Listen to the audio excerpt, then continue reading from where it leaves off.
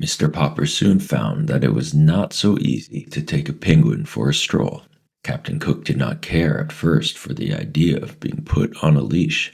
However, Mr. Popper was firm. He tied one end of the clothesline to the penguin's fat throat and the other end to his own wrist.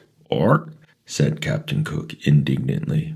Still, he was a very reasonable sort of bird, and when he saw that protesting did him no good, he recovered his customary dignity and decided to let Mr. Popper lead him.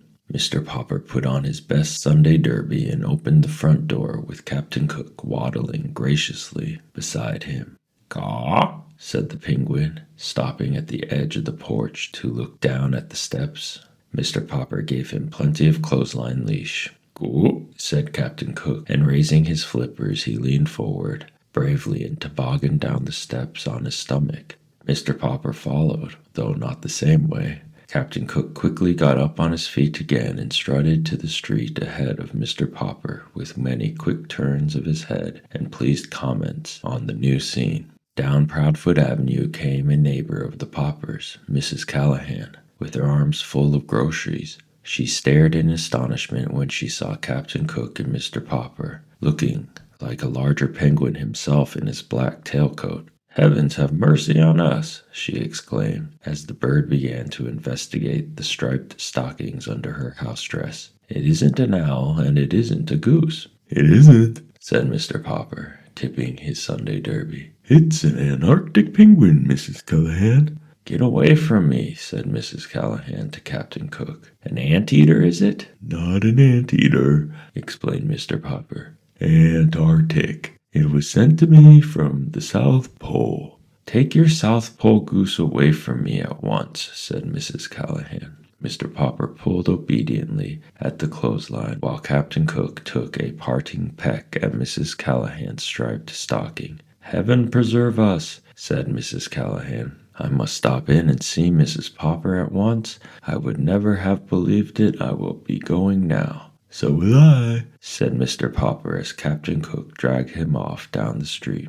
Their next stop was at the drugstore, at the corner of Proudfoot Avenue and Main Street. Here Captain Cook insisted on looking over the window display, which consisted of several open packages of shiny white boric crystals. These he evidently mistook for polar snow, for he began to peck at the window vigorously. Suddenly a car wheeled to the nearby curb with a shriek of its brakes, and two young men sprang out, one of them bearing a camera.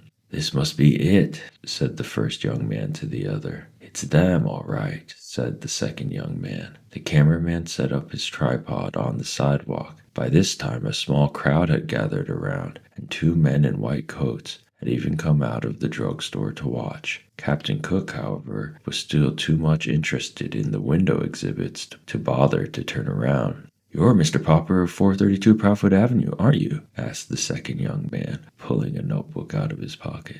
"Yes," said Mr. Popper, realizing that his picture was about to be taken for the newspaper. The two young men had, as a matter of fact, heard about the strange bird from the policeman, and had been on their way to the Popper house to get an interview when they saw Captain Cook. "Hey, Pelican, turn around and see the pretty birdie," said the photographer. "That's no pelican," said the other, who was a reporter. "Pelicans have a pouch in their bills. I'd think it was a dodo, only dodos are extinct. This'll make an elegant picture if I can ever get her to turn around." "It's a penguin," said Mr. Popper proudly. "Its name is Captain Cook." "Cook," said the penguin, turning around now that they were talking about him. Spying the camera tripod, he walked over and examined it.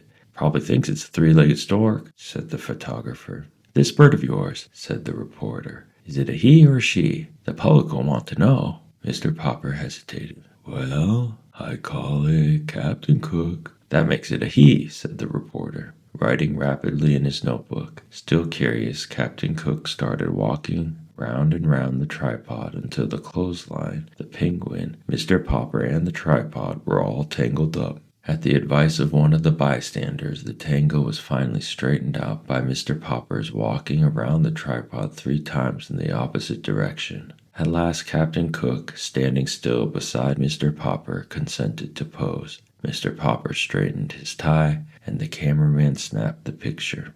Captain Cook shut his eyes, and this is the way the picture appeared later in all the newspapers. "One last question," said the reporter. "Where did you get your strange pet?" "From Admiral Drake, the South Pole explorer. He sent him to me for a present." "Yeah?" said the reporter. "Anyway, it's a good story." The two young men jumped into their car. Mr. Popper and Captain Cook continued their walk, with quite a crowd following and asking questions. The crowd was getting so thick that, in order to escape, Mr. Popper led Captain Cook into a barber shop. The man who kept the barber shop had, up to this time, been a very good friend of Mr. Popper's.